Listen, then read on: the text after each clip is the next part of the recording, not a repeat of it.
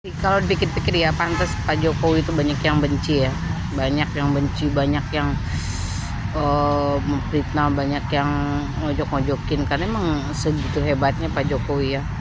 Bayangin ya, udah nggak menjabat apa-apa ya sekarang ya ditakutin parpol, ditakutin banyak orang lah, ditakutin banyak orang yang emang tujuannya gak benar gitu ya. Kemarin ya Besti ya, kalau nggak salah ada Dubes Iran datang ya ke rumah Pak Jokowi ya. Udah kelar itu kayak gitu mah Besti.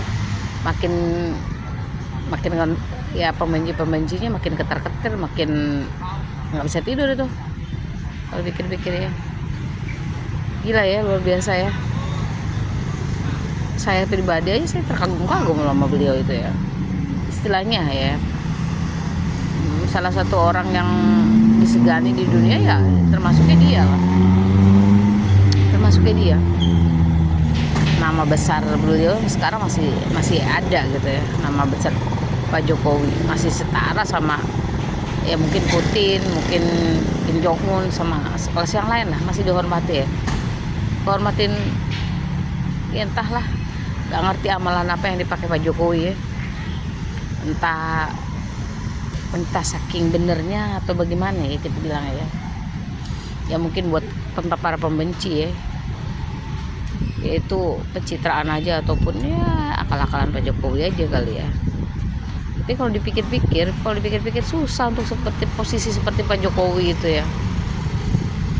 Kayaknya dia itu dikeroyok sama semua orang gitu ya, yang istilahnya yang mempunyai kepentingan gitu ya. Dijatuhkan, difitnah, dicaci, dimaki gitu. Segitu kuatnya mental Pak Jokowi loh, segitu hebatnya ya.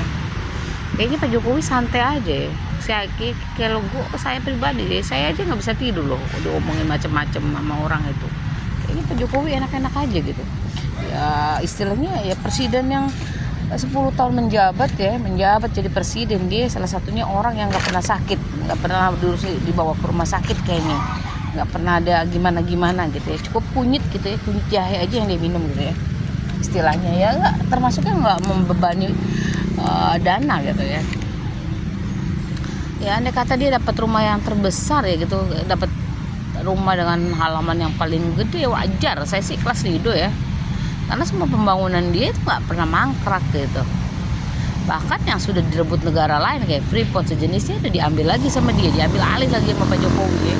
Presiden 6 orang yang lewat itu kayaknya nggak pernah bisa gitu ya. Karena emang kan yang menjaga itu mereka-mereka yang punya kepentingan ya.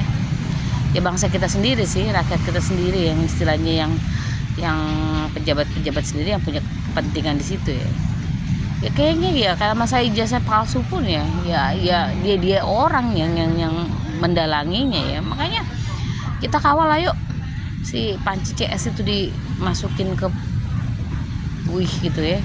Kayaknya saya nggak ridho banget loh bapak kita itu dihina, dihujat gitu ya. Kayaknya andai kata Rismon minta maaf aja ya, misalnya ke Pak Jokowi aja udah dimaafin, kayaknya saya tuh sebenarnya masih sakit hati loh.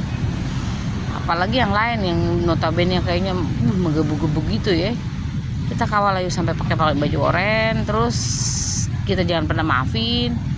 Karena emang mereka itu bikin gaduh, bikin kacau gitu ya, bikin kacau semuanya. Ya kegaduhan yang mereka bikin itu bikin enek ya, bikin muak gitu ya.